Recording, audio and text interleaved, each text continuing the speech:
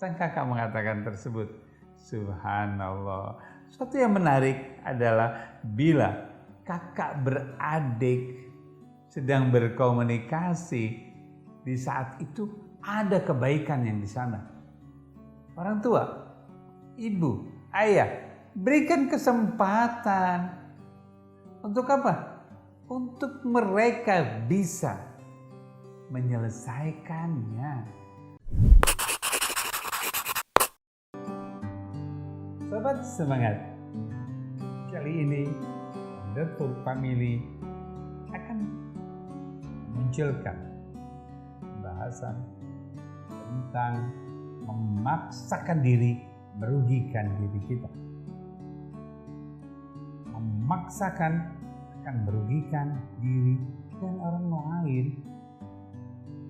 Kisah ini terjadi di bulan Ramadan, bulan puasa. Suatu hari, sang bunda sedang asik di dapur, lagi memasak untuk persiapan keluarga berbuka puasa. Setelah selesai, bunda pun duduk istirahat dengan rileksnya sambil berzikir.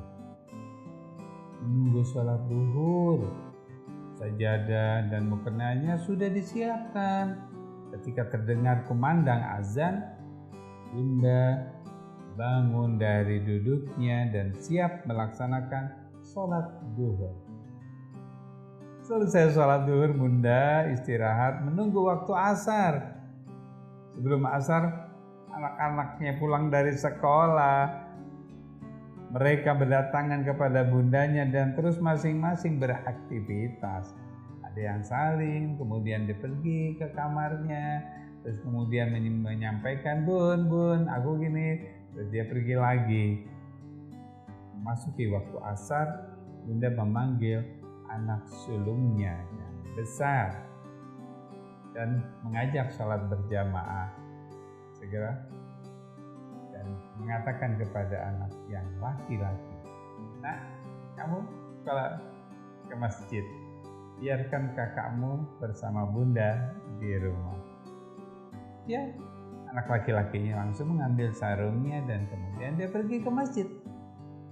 Suasana rumah terasa damai dan serasi.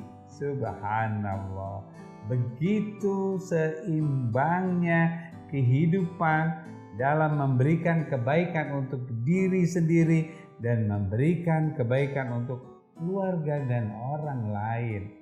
Subhanallah, nikmatnya seorang yang beramal, yaitu orang yang memanfaatkan dirinya untuk kebaikan dirinya. Apabila dirinya sudah bermanfaat, maka dengan mudah dirinya akan melakukan kebaikan dan bermanfaat untuk orang lain.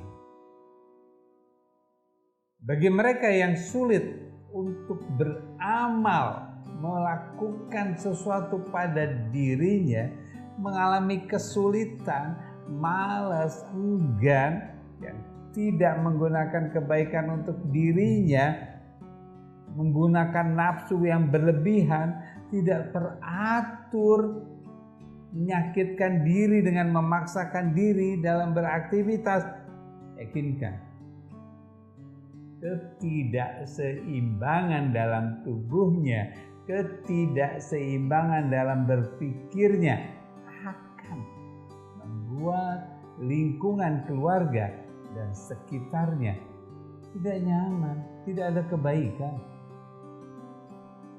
Nah, maka anak yang besar mereka mengatakan, "Bun, nanti buka puasanya pakai apa?" Mulai persoalan ini akan muncul dan akan diselesaikan sama bundanya. Terus sang anak yang satu mengatakan, "Bun, aku udah gak kuat nih, aku pengen buka saja."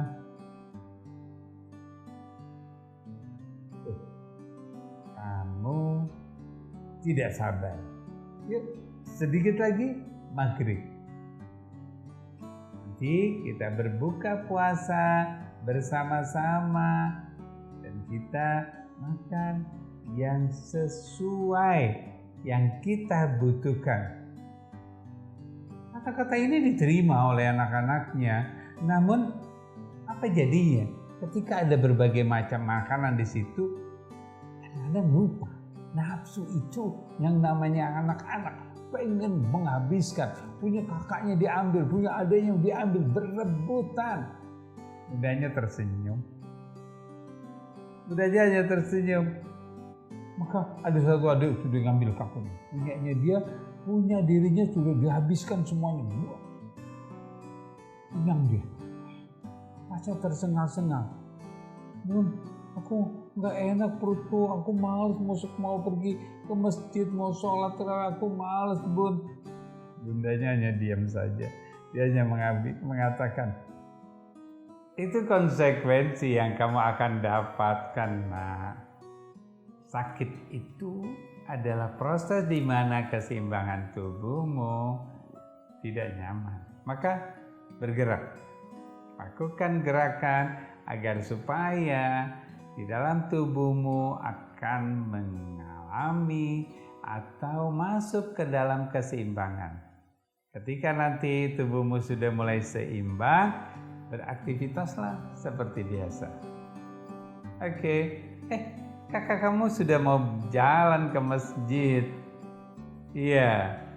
Kak, makanan nggak dihabisin? Enggak, aku nanti setelah pulang dari masjid, sisanya aku mau tambah lagi. Tapi aku minta ya kak ya, sang adek masih merasakan itu. Dan apa kata si kakak itu? Nanti aku akan berikan.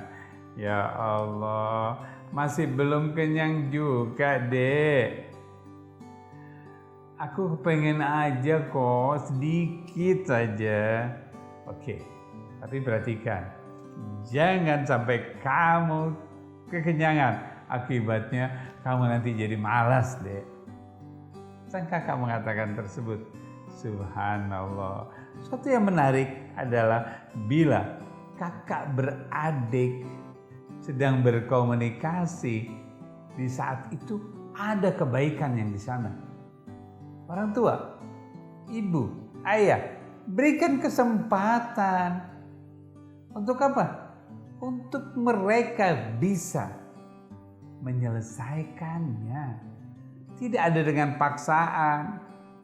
Ketika mereka berhasil, maka kasih sayang di antara mereka akan lebih kuat dan saling menolong dan penuh pengertian.